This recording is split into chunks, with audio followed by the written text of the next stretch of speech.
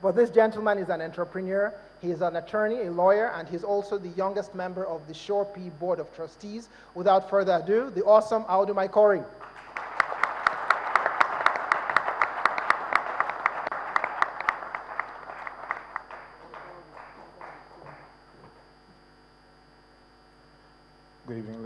Good evening, ladies and gentlemen. Good evening, ladies and gentlemen. How are you doing? Okay, so I'm going to rush through three things: infrastructure, transport, and job creation. $1 billion amount invested in the Sovereign Wealth Fund, established to save for the future generations of Nigerians.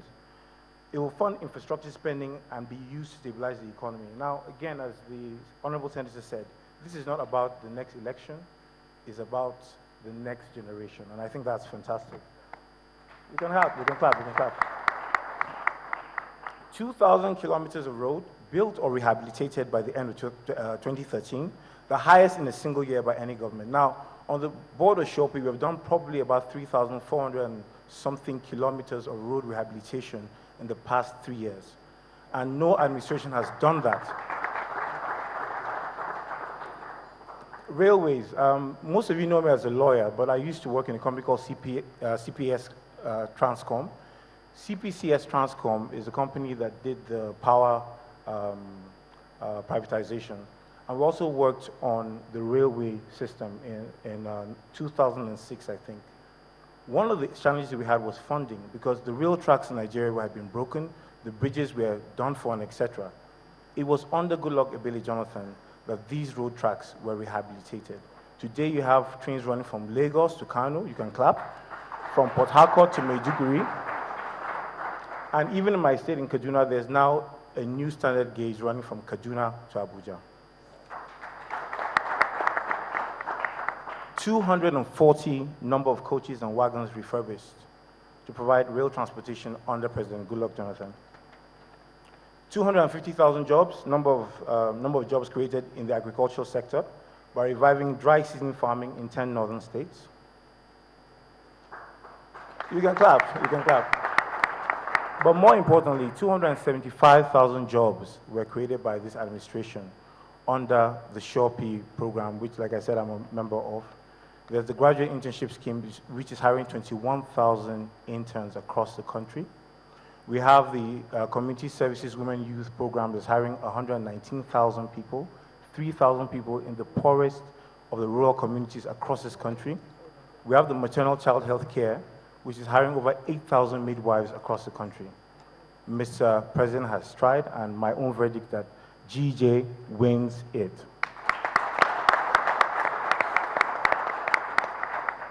Now, it's my pleasure to announce a lady that has been called Inspiring by Michelle Obama. She's seated on my left. Her name is Toyosi Akerele, who will take the news. Thank you very much.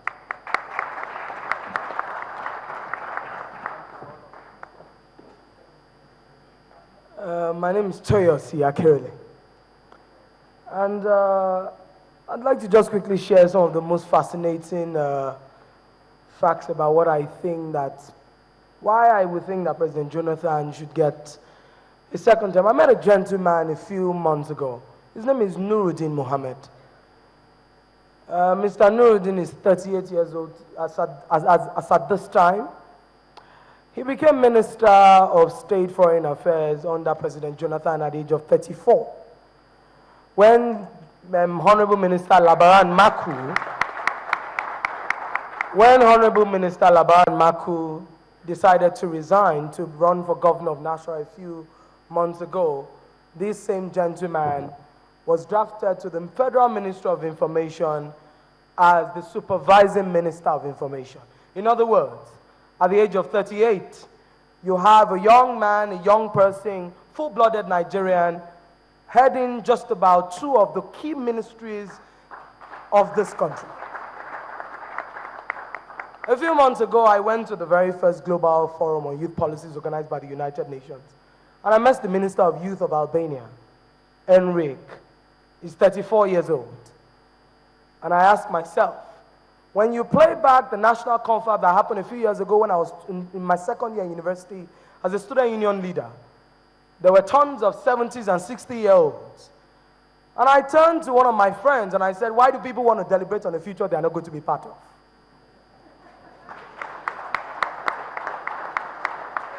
Fast forward 2014, then we had the national conference in Nigeria, right? And then you had some level, maybe not enough, but some level of appreciable youth inclusion in the national conference. And today, the part of the country where I come from, the Southwest, we believe that if the content and the recommendations of the national conference are going to be implemented as I believe that they will, because I'm convinced that Jonathan would return, then I know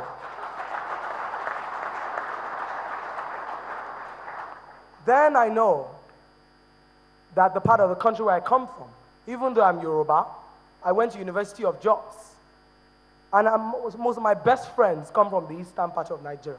And so I don't believe all of those Nigerians are against each other. I believe we're one. I understand me and Dadambaso and me and Kuka as much as I love Ewedu and I love Afang soup and whatever. Now let us go forward to a few of the most important statistics. I think that number one, under President Jonathan, you've had 101 presidential scholarships for young people to vie into innovation and development. Whatever it's worth, innovation trumps transformation, as it were. And innovation is a bigger picture of transformation, so it lends a lot of credence to the assertion by the SGF that Jonathan would believe more that he would leave legacies behind, because leaders leave legacies. Mere politicians run for elections, but elections are not sustainable. They would never be referred to by future generations. I would go forward and also tell you that there's been a 10 million increase in our basic school enrollment under the Jonathan administration. And let me tell you, I'm not one to be a blind supporter, so I don't lose sight of the fact that as much as possible, President Jonathan's administration and him by himself have in no way been perfect. But like all of us, he's a human being, fallible by every standard.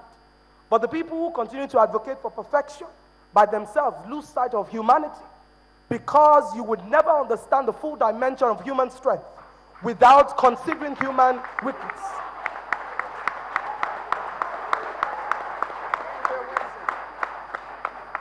And so I understand that Jonathan, like you and I, makes mistakes every day. But you don't throw the baby out with the bathwater. I would rather move forward than go backward, because change itself is relative. In marketing, they will teach us that whatever you top of the mind recall, what you experience is greater than what you see. One of my most favorite quotes in the world would be one by Mahatma Gandhi. He said, first they ignore you, then they ridicule you, then they fight you, then we win.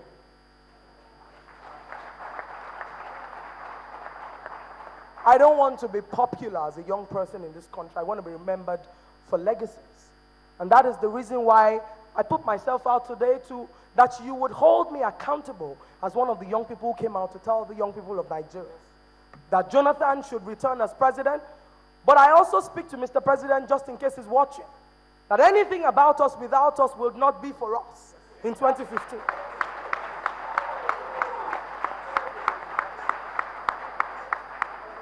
And I believe for the young people in the room, if you're a young person in the room, can I hear you say,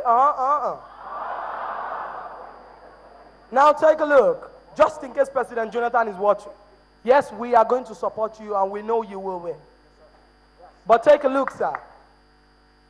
We would support you and it will be conditional. That you would listen to us in your second term, and our voices and aspirations would come to the forefront in your next term as the next generation of leaders of this country.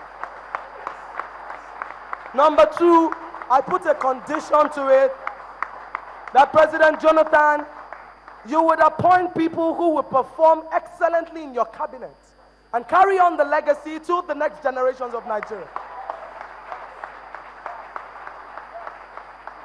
And take a look. President Jonathan, you deserve to be forgiven because you are not a saint. But I would not forgive you if you repeat the mistakes of your first term in the second term.